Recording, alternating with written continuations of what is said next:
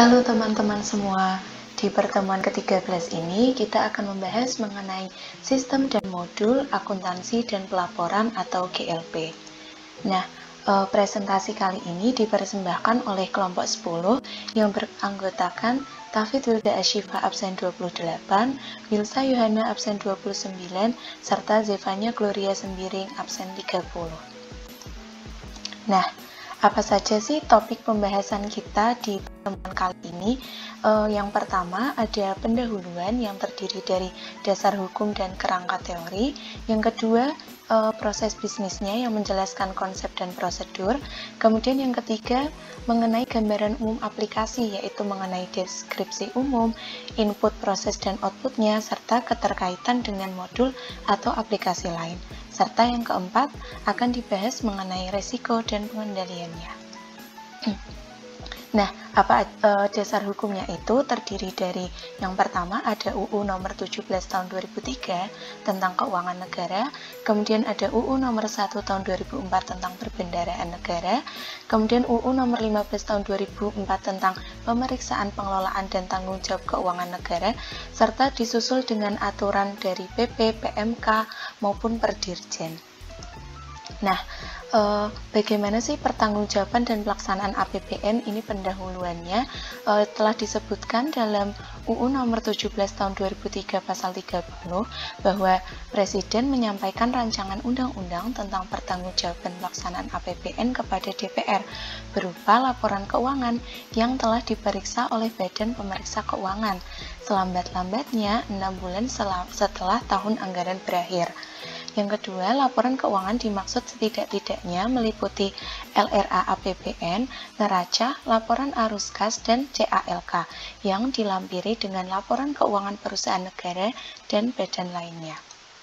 Nah, apa sih yang dimaksud dengan sistem akuntansi dan pelaporan keuangan pemerintah pusat? Jadi, ia merupakan rangkaian sistematik dari prosedur, penyelenggara, peralatan, elemen lain untuk mewujudkan fungsi akuntansi sejak pengumpulan data, pencatatan, pengikhtisaran, sampai dengan pelaporan posisi keuangan dan operasi keuangan pada pemerintah pusat.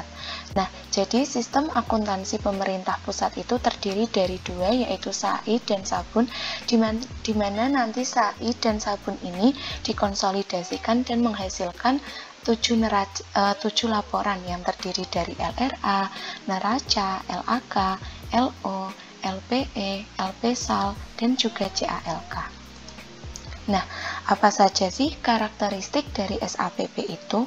Karakteristik yang pertama, yaitu berbasis akuntansi, yaitu laporan keuangan, pemerintah menggunakan basis akrual, serta basis kas tetap digunakan dalam LRA sepanjang APBN masih menggunakan pendekatan basis kas. Yang kedua, yaitu sistem pembukuan berpasangan, yaitu ia dimaksudkan untuk akuntansi atas anggaran yang dilaksanakan secara single entry. Yang ketiga ada desentralisasi pelaksanaan anggaran, yaitu pembentukan unit-unit akuntansi dan pelaporan keuangan secara berjenjang. Yang keempat, bagan akun standar. Bagan akun standar merupakan kodifikasi elemen transaksi, akuntansi, dan pelaporan untuk memudahkan dalam penganggaran dan pertanggungjawaban.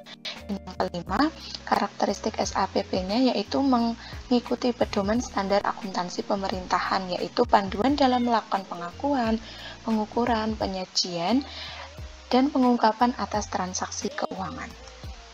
Nah, di bawah ini dijelaskan mengenai diagram alir pada SAPP, di mana diagram alir pada SAPP itu merupakan konsolidasi dari atau gabungan dari SAI dan juga Sabun, di mana SAI itu nanti dia akan melakukan transaksi BMN, di mana nanti akan dilaporkan di unit aktivitas dan pelaporan barang, dan juga unit aktivitas pelaporan keuangan yang terdiri dari transaksi anggaran, transaksi realisasi, akrual, BLU, dan lainnya. Nantinya ini nanti akan bergabung dalam General Ledger SAI. General Ledger SAI nanti akan menghasilkan LKKL. Nah, nantinya ini akan digabungkan dengan general ledger sabun, sabun. Nah, nanti akan dijadikan satu pada general ledger SAPP dan menghasilkan laporan keuangan pemerintah pusat yang nantinya akan diperiksa oleh BPK. Selanjutnya, ini ada penerapan SAP berbasis akrual dengan aplikasi yang terintegrasi. Nah, jadi di sini seperti yang dijelaskan tadi bahwa Sakti itu nanti akan menghasilkan LKKL dan SPAN akan menghasilkan LKBUN, di mana ini telah diatur dalam sistem aplikasi yang telah terintegrasi. Nah, apabila dalam hal Sakti itu belum dapat dilaksanakan, maka LK berbasis akrual itu bisa disusun menggunakan Saiba. Nah, Saiba ini nanti akan direkonsiliasi menghasilkan LKKL apabila dia belum menggunakan Sakti ya teman-teman. Nah, selanjutnya ini ada proses penyusunan laporan keuangannya.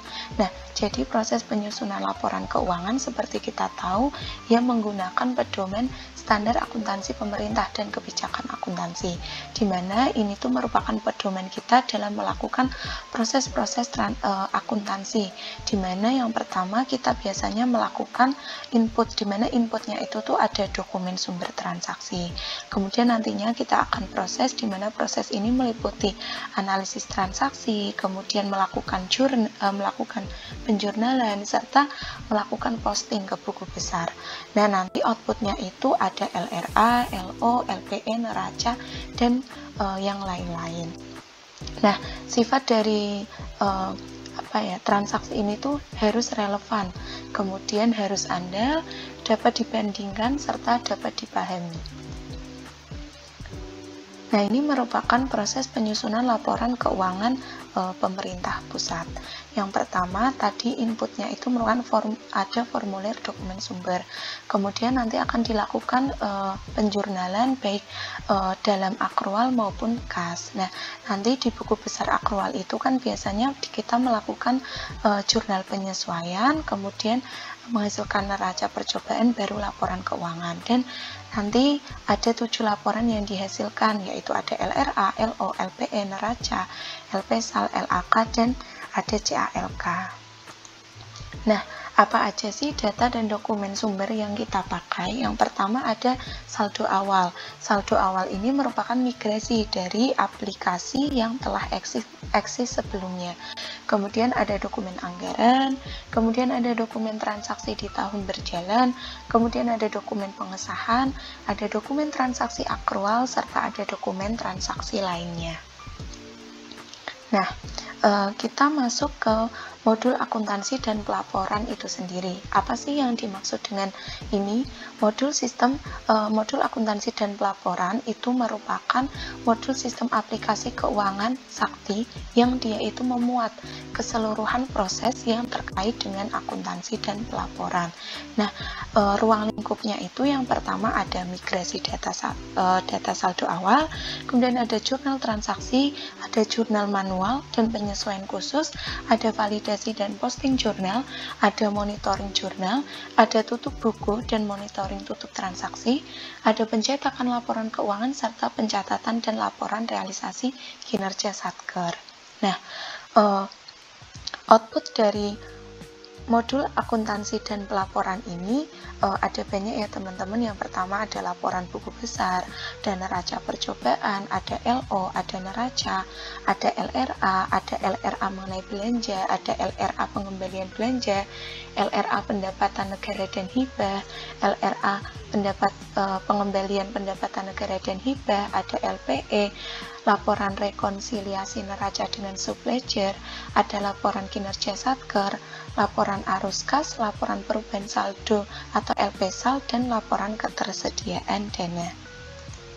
Nah, modul akuntansi dan pelaporan ini penggunanya yaitu dari operator. Nah, operator ini ada dua, ada operator pada tingkat Satker dan ada operator konsolidator. Nah, operator Satker ini yang melakukan tugas yaitu seperti perekaman, dia merekam mengenai transaksi-transaksi, kemudian perubahannya, kemudian melakukan validasi dan posting, kemudian ia memonitoring transaksi, melakukan tutup periode, dan melakukan penyajian atau penyetakan. Sedangkan operator konsolidator itu nanti ada 3 tingkat. Yang pertama nanti di tingkat KL nanti akan dilakukan konsolidasi, kemudian di tingkat wilayah, dan yang terakhir ada di tingkat eselon 1. Nah, apa aja sih fitur aplikasi di dalam modul akuntansi dan pelaporan ini? Nah, yang pertama itu ada fitur accrual basis, di mana fiturnya itu sekarang semuanya berbasis accrual. Kemudian pembentukan jurnal secara transaksional, yaitu jurnal sebagian besar terbentuk dari modul yang telah terintegrasi di sistem. Kemudian ada tracing journal. Tracing journal merupakan penelusuran transaksi ke histori datanya. Jadi kita bisa men-tracing transaksi karena transaksi itu kan sudah terintegrasi ya. Kemudian ada konsolidasi topologi online, yaitu konsolidasi laporan tanpa proses kirim terima ADK. Kemudian ada fitur tutup buku. Fitur tutup buku yaitu konsistensi data pada periode yang ditutup hanya dapat dilakukan perubahan dengan mekanisme koreksi ke periode yang open. Kemudian ada laporan realisasi kinerja, yaitu keperluan manajerial terhadap pelaksanaan anggaran. Kemudian fitur selanjutnya ada laporan fund available, yaitu ketersediaan dana, laporan mengenai ketersediaan dana, dan ada fitur aplikasi periode 13 dan 14, yaitu periode 13 untuk unaudited dan periode 14 untuk audited. Nah, selanjutnya fitur di modul GLP tadi itu kan dia melakukan pencatatan di buku besar kas dan di buku besar akrual. Nah, di buku besar kas ini ia menggunakan jurnal standar atas transaksi buku besar kas yang selama ini telah digunakan pada basis cash toward accrual, cash basis toward accrual. Nah, nanti itu ia akan menghasilkan laporan realisasi anggaran. Kemudian buku besar akrual itu menggunakan jurnal atas transaksi buku besar akrual sesuai dengan siklus akuntansinya. Nah, nanti dia itu akan menghasilkan laporan operasional, laporan perubahan ekuitas, dan neraca. Nah, ini merupakan diagram alir di Sakti ya, di mana modul GLP ini terintegrasi dengan modul-modul yang ada di Sakti seperti modul piutang, modul aset tetap dan persediaan, modul komitmen, modul anggaran, modul pembayaran, serta modul bendahara. Nah, nanti mereka ini, modul GLP ini akan mengambil data-data dari modul-modul tersebut. Nah, selanjutnya ini ada proses penyusunan LK Sakti. Proses penyusunan laporan keuangan Sakti ini yang pertama kita melakukan migrasi saldo awal seperti saldo persediaan, saldo BMN, dan saldo neraca. Kemudian nanti kita sebagai pengguna itu melakukan penjurnalan seperti jurnal komitmen, pembayaran, bendahara, jurnal mengenai transaksi persediaan, aset tetap, piutang, interkoneksi perpajakan, dan jurnal manual dan penyesuaian. Nah, kemudian nanti dilakukan validasi dan posting dan tutup periode di neraca saldo. Kemudian nanti akan menghasilkan laporan, yaitu laporan pembukuan basis akrual, ada basis kas, rekonsiliasi, dan laporan konsolidasi. Nah, bagaimana sih proses migrasi data saldo awal? Migrasi data saldo awal itu ditujukan untuk menjaga kesinambungan data pada aplikasi Saiba dan Sakti yang telah disiapkan fasilitas untuk migrasi data. Data yang dimigrasi merupakan data saldo akhir neraca di tahun sebelumnya. Nah, nanti Saiba itu akan memberikan migrasi data saldo awal ke aplikasi Sakti. Selanjutnya, kita akan memahami kebijakan akuntansi pada modul akuntansi dan pelaporan. Di aplikasi Sakti, aplikasi ini menerapkan dua konsep ledger, yaitu accrual ledger dan juga cash ledger, di mana accrual ledger itu memiliki sifat-sifat seperti berikut. Dari kata accrual itu artinya kita tetap mencatat jurnal walaupun transaksi tersebut tidak berbasis kas, seperti penjualan dalam bentuk kredit. Nah, dalam Sakti, untuk mendukung pelaporan berbasis accrualnya, outputnya itu berupa neraca, laporan operasional, dan laporan perubahan ekuitas, di mana accrual ledger ini juga menggunakan pendekatan do to atau do from, atau ditagihkan kepada entitas lain atau diterima dari entitas lain. Selanjutnya, cash ledger. Dari kata cash, di mana jurnal-jurnal yang ada pada cash ledger ini dicatat pada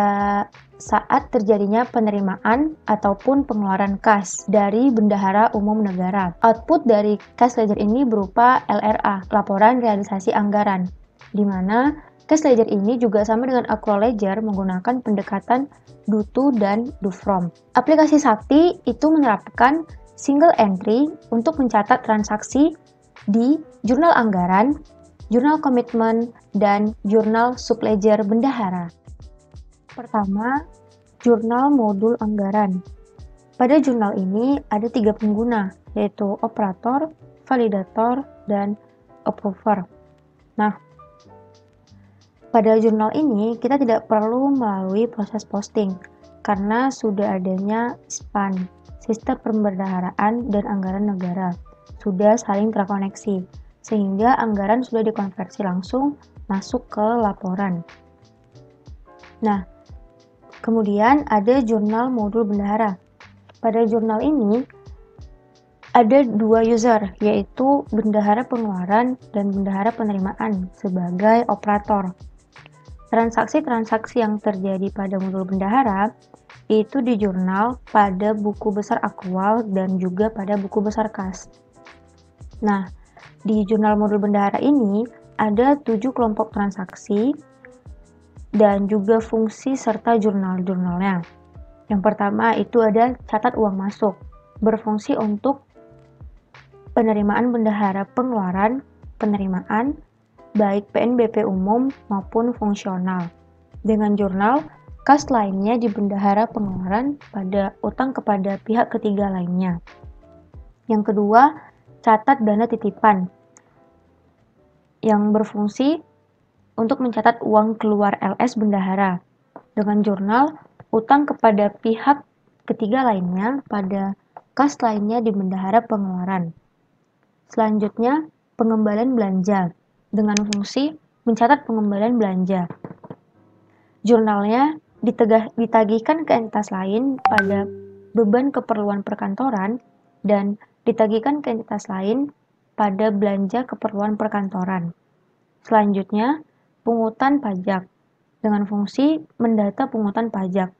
Jurnalnya, kas lainnya di bendahara pengeluaran pada utang potongan bendahara yang belum disetor.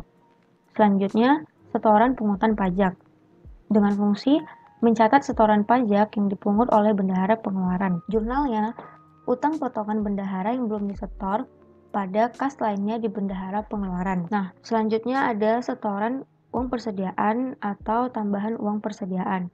Fungsinya mencatat setoran atas penerimaan, bendahara pengeluaran maupun penerimaan, dan juga PNBP umum dan fungsional.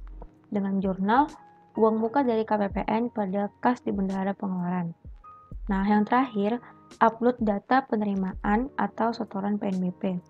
Fungsinya agar kita mengetahui hasil upload arsip data komputer penerimaan atau pengembalian belanja dari Simponi.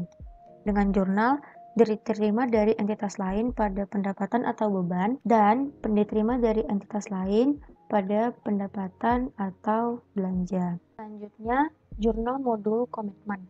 Pada jurnal modul komitmen, itu ada 2 pengguna, operator dan approver sebagai PPK, pejabat pembuat komitmen. Nah, transaksi-transaksi yang berhubungan dengan modul komitmen itu hanya di jurnal pada buku besar akrual saja. Adapun jurnal modul komitmen itu berisi 5 jenis BAST, berita acara serah terima, termasuk dengan jurnal-jurnalnya yang berbasis akrual. Yang pertama itu ada BAST barang dengan jurnal aset belum register pada utang belum terima tagihan. Selanjutnya BAST jasa, beban pada utang belum terima tagihan. Selanjutnya BAST beliat giro dengan jurnal belanja dibayar di muka pada utang yang belum diterima tagihannya. Selanjutnya BA hibah barang dengan jurnal aset belum register pada hibah langsung yang belum disahkan. Dan hibah jasa dengan jurnal beban pada hibah langsung yang belum disahkan. Jurnal-jurnal ini memiliki akun yang telah diatur sesuai dengan bagan akun standar. Nah, selanjutnya jurnal modul pembayaran. Ada 3 user level. Yang pertama itu operator, yang kedua itu validator atau pejabat membuat komitmen yang gunanya untuk memvalidasi. Kemudian ada approver atau dikenal dengan PPSPM, pejabat penandatanganan surat perintah membayar, atau juga bisa oleh kuasa pengguna anggaran. Nah, transaksi-transaksi pembayaran ini dijurnal pada buku besar akrual dan pada buku besar kas juga, dengan bukti-bukti itu berupa SPP, surat permintaan pembayaran, atau SP2D, surat perintah pencairan dana. Nah, pada jurnal modul pembayaran ini ada 3 kelompok transaksi. Yang pertama itu persetujuan surat perintah bayar dengan jurnal beban pada utang yang belum diterima tagihannya. Kemudian persetujuan surat permintaan pembayaran atau dikenal juga dengan resum tagihan. Itu ada 2. Yang pertama diawali oleh komitmen atau bendahara dengan jurnal beban pada belanja yang masih harus dibayar dan utang yang belum diterima tagihannya pada beban. Kemudian yang kedua tidak diawali oleh komitmen atau bendahara, itu dengan jurnal beban pada belanja yang masih harus dibayar. Dan yang ketiga itu pencatatan surat perintah pencairan dana. Nah, dengan jurnal belanja yang masih harus dibayar pada ditagihkan ke entitas lain dan belanja pada ditagihkan ke entitas lain. Selanjutnya, jurnal modul persediaan. Pada jurnal ini ada 2 user, yaitu operator dan approver. Nah, di mana approver ini nantinya akan menyetujui persediaan yang masuk. Nah, transaksi-transaksi persediaan ini di jurnal melalui buku besar akrual saja, tidak ada pada buku besar kas. Nah, kelompok-kelompok transaksi yang termasuk pada modul persediaan itu ada persediaan masuk dan persediaan keluar. Nah, fungsi dari persediaan masuk itu mencatat penambahan persediaan, seperti dari pembelian, hibah masuk, ataupun transfer masuk, dan sebagainya, dengan jurnal persediaan pada persediaan yang belum diregister atau transfer masuk. Nah, selanjutnya persediaan keluar berfungsi sebagai mencatat pengurangan persediaan dari pemakaian, hibah keluar, ataupun transfer keluar dengan jurnal beban persediaan pada persediaan. Selanjutnya, jurnal modul aset. Pada jurnal modul aset itu ada 3 user level. Yang pertama operator, kedua validator, dan yang ketiga approver.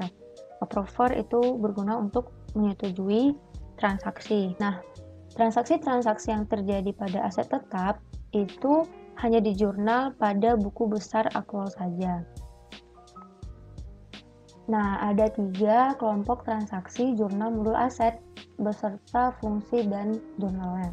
Yang pertama, perolehan barang milik negara atau konstruksi dalam pengerjaan. Fungsinya agar kita mencatat perolehan barang milik negara baru yang berasal dari saldo awal, pembelian, transfer masuk, hibah masuk, penyelesaian dan pembangunan, reklasifikasi masuk, dan perolehan lainnya. Nah, jurnalnya aset tetap pada aset tetap yang belum diregister, tergantung jenis transaksi, dan jurnal-jurnal ini sudah diatur dalam sudah ada dalam bagan akun standarnya. Nah, yang kedua itu ada perubahan BMN, berfungsi untuk mencatat perubahan nilai atau kondisi atau kuantitas suatu barang milik negara yang telah dicatat sebagai perolehan aset sebelumnya. Nah, jurnalnya pada umumnya aset tetap atau aset lainnya pada koreksi aset tetap non-revaluasi dan koreksi aset tetap non-revaluasi pada aset tetap atau aset lainnya. Yang ketiga itu penghapusan barang milik negara ataupun konstruksi dalam pengerjaan, berfungsi untuk mencatat pengeluaran suatu barang milik negara dari pelaporan barang milik negara. Dengan jurnal, koreksi aset tetap non-revaluasi pada aset tetap atau aset lainnya atau konstruksi dalam pengerjaan. Selanjutnya, jurnal modul piutang.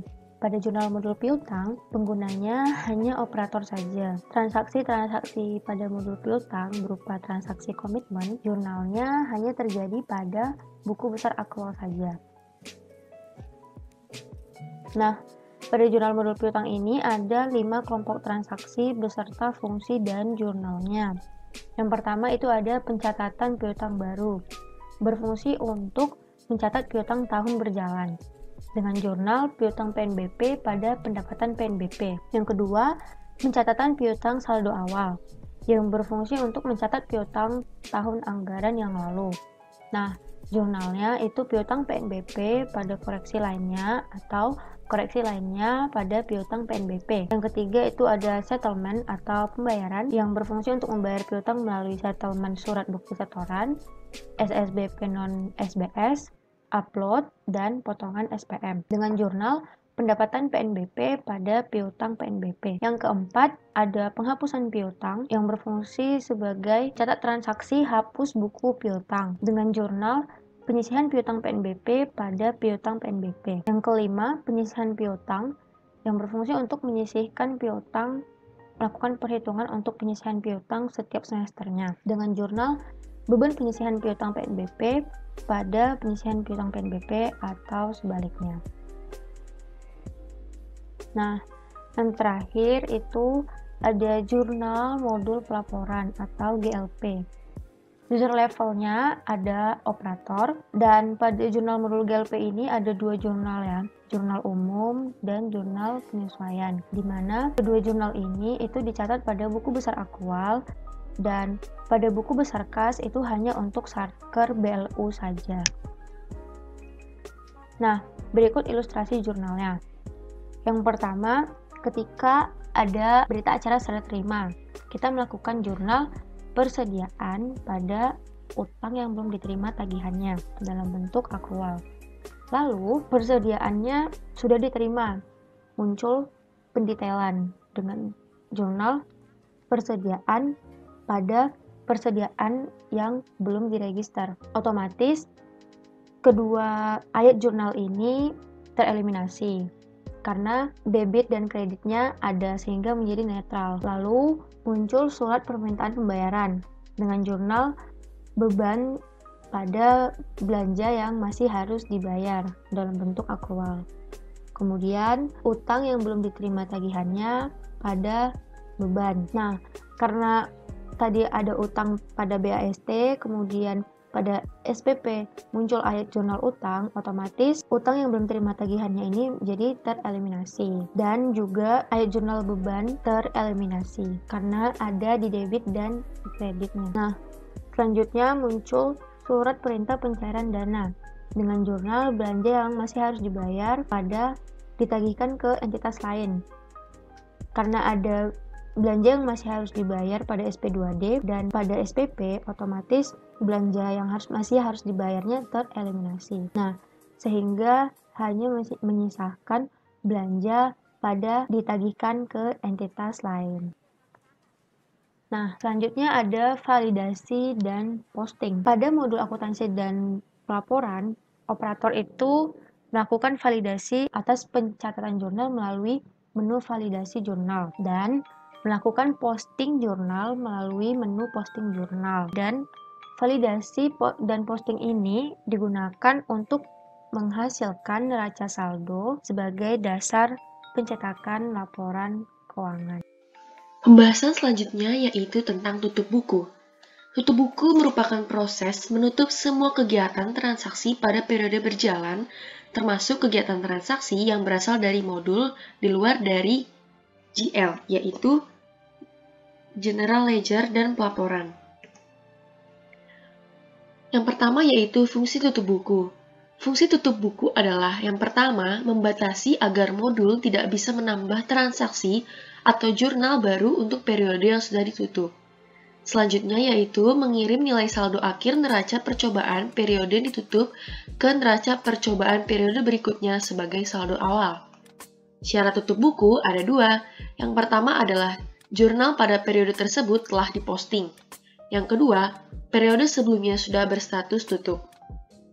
Jenis tutup buku, yang pertama ada tutup buku sementara, dan yang kedua ada tutup buku permanen. Tutup buku sementara yaitu bahwa laporan kemungkinan bisa dibuka lagi maupun diulang lagi melalui proses buka tutup, yaitu maksimal selama 1 semester selama dari periode Januari hingga Juni. Sedangkan tutup buku permanen tidak bisa lagi dilakukan proses buka tutup ulang. Selanjutnya yaitu proses pembentukan laporan. Jadi, transaksi terdiri dari 2 jurnal. Kita memasukkan jurnal yang pertama yaitu pada buku besar akrual, dan yang kedua, kita akan memasukkan jurnal ke dalam buku besar kas. Pada buku besar akrual akan diposting ke neraca percobaan atau neraca saldo akrual yang menghasilkan laporan operasional, laporan perubahan ekuitas, dan juga neraca. Sedangkan untuk jurnal pada buku besar kas, selanjutnya akan dilakukan posting terhadap neraca percobaan atau neraca saldo kas yang akan menghasilkan laporan realisasi anggaran, LRP, dan LRB. Pembahasan selanjutnya yaitu mengenai pelaporan lainnya. Yang pertama, terdapat laporan rekonsiliasi neraca dengan subledger, yaitu membandingkan saldo subledger di neraca dengan saldo subledger di modul masing-masing. Yang kedua, ada laporan kinerja Satker, yaitu menyajikan besaran pagu DIPA serta besaran pagu yang sudah diserap atau direalisasikan berdasarkan program, kegiatan, dan output. Dan yang ketiga, ada laporan ketersediaan dana, yaitu menyajikan posisi sisa pagu DIPA beserta besaran realisasinya pada saat laporan tersebut diproses. Dan yang keempat ada laporan transaksi falas, yaitu menyajikan jurnal terkait transaksi menggunakan currency valuta asing. Selanjutnya kita akan masuk ke pembahasan rekonsiliasi, yaitu yang pertama ada aplikasi yang bernama e-Recon LK, yaitu aplikasi berbasis web yang dikembangkan dalam rangka proses rekonsiliasi data transaksi keuangan dan penyusunan laporan keuangan Kementerian Negara Lembaga mulai tahun 2016. Apa harapannya? Harapan yang pertama yaitu proses rekonsiliasi menjadi lebih mudah dan dapat dilakukan oleh Satker secara mandiri dari lokasi mana saja, tidak perlu lagi ke KPPN. Yang kedua, terbentuknya single database yang berisi data seluruh Satker di seluruh kementerian lembaga sebagai bahan penyusunan laporan keuangan.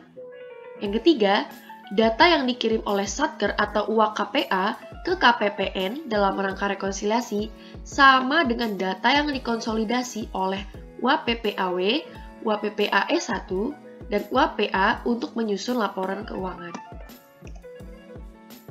Selanjutnya ada e-rekonsiliasi dan LK generasi pertama. Jadi ini generasi, jadi nanti akan dibuat atau terdapat beberapa generasi dari aplikasi e-Recon ini.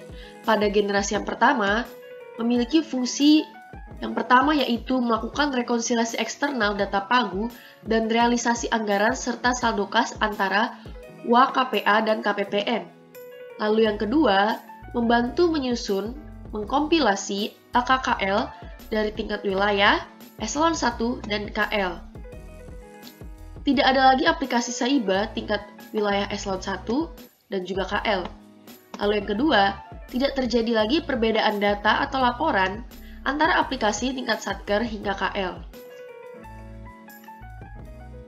Selanjutnya kita akan masuk ke aplikasi e-Recon dan LK generasi kedua. Nah, generasi kedua ini merupakan perbaikan atau upgrade dari aplikasi generasi pertama, di mana terdapat beberapa fungsi tambahan, yaitu monitoring rekonsiliasi internal antara UAKPA dengan UAKPB, antara UAPPA eselon 1 dan UAPPB eselon 1 dan UAPA dengan UAPB. Fungsi yang kedua yaitu penyusunan laporan barang pengguna tingkat UAKPB, wilayah, eselon 1, dan PB. Yang pertama, tidak ada lagi aplikasi SIMAK tingkat wilayah, eselon 1, dan juga KL. Lalu yang kedua, tidak terjadi perbedaan data laporan antara aplikasi tingkat Satker hingga ke KL. Jadi di sini bisa kita lihat sama-sama bahwa sebelum adanya aplikasi e-Recon, UAPB menyerahkan seluruh data-datanya ke DJKN, sedangkan UAPA menyerahkan laporan-laporannya ke DJPBN, baik dari awal, dari tingkat paling bawah hingga tingkat paling atas. Namun, setelah adanya aplikasi e-Recon, generasi kedua, diharapkan dapat dilakukan rekonsiliasi dan juga integrasi baik dari UAPB maupun UAPA dari tingkat teratas hingga tingkat terbawah pada satu aplikasi yaitu e-Recon dan ELK. Selanjutnya yaitu rekonsiliasi, yaitu proses bisnis e-Recon. Yang pertama, Satker melakukan rekonsiliasi data SAI dengan data siap secara mandiri. Data Satker akan dipush dari aplikasi Sakti ke database e-Recon secara terpusat. Yang ketiga, proses rekonsiliasi akan berjalan secara otomatis. Selanjutnya, Satker wajib melakukan monitoring terhadap hasil rekonsiliasi. Selanjutnya, Satker dapat mengunduh laporan hasil rekonsiliasi. Selanjutnya, data dalam hal rekonsiliasi telah memadai, KPPN melakukan approval, sehingga bar dengan tanda tangan elektronik dapat diterbitkan. Selain itu, Satker juga dapat melakukan perbaikan data dan mengunggah ulang data Saiba ke e-Recon. Selanjutnya, setiap perubahan data yang diunggah ke e-Recon memerlukan approval dari KPPN.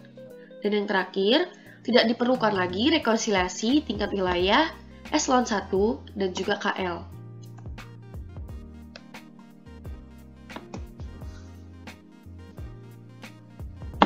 Selanjutnya kita akan membahas proses rekonsiliasi online melalui aplikasi e-Recon. Yang pertama, dilakukan push data Sakti secara terpusat. Yang kedua, data Sakti akan dilakukan rekonsiliasi oleh sistem secara otomatis.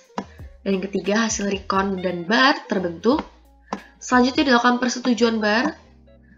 Yang kelima yaitu KPA menandatangani bar secara elektronik. Dan yang keenam, Kasivera tanda tangan bar secara elektronik. Kasivera adalah kepala seksi verifikasi dan juga akuntansi. Dan yang ketujuh, Satker mendownload bar dengan tanda tangan elektronik. Di sini, Satker yang masih menggunakan aplikasi Saiba, ADK Recon-nya akan di-upload ke e-Recon. Selanjutnya yaitu rekonsiliasi, yaitu mekanisme push data Sakti ke e-Recon. Push data dilakukan terhadap data saldo awal dan data tahun anggaran berjalan. Data saldo awal didasarkan pada data Sakti level Satker yang kemudian di-cross-check dengan posisi BMN di neraca. Saldo awal pada aplikasi e-Recon dan ELK. Data Sakti akan diproses oleh aplikasi e-Recon ELK mengikuti aturan kebijakan rekonsiliasi. Yang pertama, jika periode rekonsiliasi sudah dibuka. Kedua, status rekonsiliasi belum sampai menunggu tanda tangan Kepala Seksi Verifikasi dan Akuntansi, atau masih ada analisa hasil rekonsiliasi atau menunggu tanda tangan KPA. Yang ketiga, realisasi kinerja sudah di-input dari modul komitmen. Monitoring pengisian dilakukan melalui aplikasi Monsakti. Yang terakhir, apabila ada perbaikan atau perubahan data setelah status tanda tangan Kasivera atau bar siap download, Satker harus melakukan permintaan reset bar dan data akan di-push ulang. Ya, jadi ini adalah hal-hal yang perlu diperhatikan agar data Sakti dilakukan push data ke e-Recon, sama seperti slide sebelumnya, yaitu yang pertama ada push data, dilakukan jika periode rekonsiliasi telah dibuka, dan yang kedua Satker sudah melakukan tutup periode GLP sampai dengan periode rekonsiliasi. Yang ketiga, status rekonsiliasi pada aplikasi e-Recon belum sampai status tanda tangan Kasivera atau bar siap download. Dan yang terakhir adalah apabila ada perbaikan atau perubahan data setelah status tanda tangan kasih Vera atau bar siap download, Satker harus melakukan permintaan reset bar agar data dapat di-push ulang. Nah, jadi konsolidasi laporan keuangan itu dilakukan oleh UAKPA, lalu UAPPAW, lalu UAPPA Eselon 1, hingga ke UAPA. Jadi konsolidasi laporan keuangan di level wilayah, Eselon 1 dan juga kementerian saat ini menggunakan aplikasi e-Recon LK. Laporan keuangan konsolidasi tingkat wilayah dan Eselon 1, selain melakukan aplikasi e-Recon LK, juga bisa dihasilkan dari aplikasi Sakti. Selanjutnya kita akan membahas ke pelaporan, penyusunan laporan keuangan pemerintah pusat melalui sistem yang terintegrasi LKPP. Aplikasi terintegrasi LKPP merupakan bagian dari aplikasi SPAN. Yang kedua, aplikasi mengintegrasikan data KL yang terdapat di e-Recon dan KL dan LK dan data BUN yang terdapat di SPAN. Yang ketiga, integrasi data KL dan BUN dilakukan secara otomatis melalui penarikan data pada tanggal cut-off pelaporan keuangan. Aplikasi dapat menghasilkan kertas kerja LKPP dan face LKPP berdasarkan data per tanggal cut-off tersebut. Selanjutnya kita akan masuk ke pembahasan selanjutnya, yaitu penyusunan laporan keuangan pemerintah pusat. Nah, jadi di sini terdapat berbagai tahap. Yang pertama kita akan bahas yaitu input atau masukan. Nah, inputnya itu terdiri dari SAIBA dan juga dari Sakti yang akan diinput ke dalam e-Recon dan LK, menghasilkan LKKL. Selain dari Sakti tadi juga kalau misalkan dari BUN kita melalui aplikasi bernama SPAN. Data-data dari SPAN ini menghasilkan LK BUN. Selanjutnya akan diproses di aplikasi terintegrasi LKPP atau SPAN. Nanti di sini akan dilakukan konsolidasi data baik dari KL dan juga BUN by system. Nah, dari proses ini menghasilkan output yaitu berupa face dan juga kertas kerja LKPP. Nah, face LKPP ini ada neraca, LPE, LRA, LO, LAK, dan LPSAL. Nah, kakak yang utama yaitu adalah kakak konsolidasi neraca, LO, LPE, LRA, LAK, dan LPSAL. Sedangkan kakak pendukungnya, yang pertama ada neraca percobaan akrual KL dan BUN, lalu ada neraca percobaan KASPAN, lalu ada kakak LAK per akun, lalu ada kakak LO per akun, kakak LRA, KL dan BUN, dan juga kakak suspend dan rincian LRA. Di mana setiap proses untuk menghasilkan output ini itu disusun secara terintegrasi. Oke, jadi pembahasan yang terakhir kita akan membahas risiko-risiko dari sistem general ledger dan juga pelaporan. Risiko yang pertama yaitu data induk yang tidak akurat dan juga tidak valid. Jadi, dari risiko yang pertama ini, data induk yang tidak akurat dan tidak valid, keakuratan dan ketidakvalidan pada data induk Sakti bisa berimplikasi pada kekeliruan pencatatan, peratausahaan, dan pelaporan persediaan pada laporan keuangan, di mana terdapat dua pengendalian. Pengendalian yang pertama adalah pengendalian integritas pemrosesan data. Apa sih pengendalian integritas pemrosesan data? Yaitu bentuk-bentuknya berupa pengendalian input, proses, dan juga output yang dapat digunakan untuk meminimalkan ketidakakuratan dan ketidakvalidan data induk.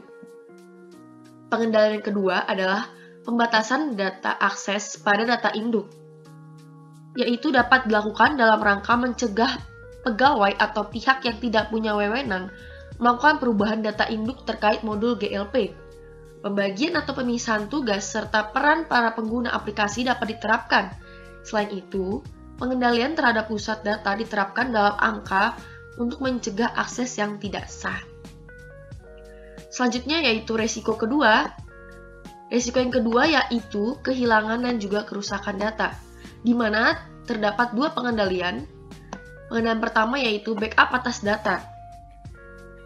Jadi, langkah antisipatif berupa melakukan backup atas data secara rutin ya, dapat dilakukan agar jika sewaktu-waktu data rusak dan hilang, ada data yang dapat dipulihkan pada sistem atau semacam cadangan.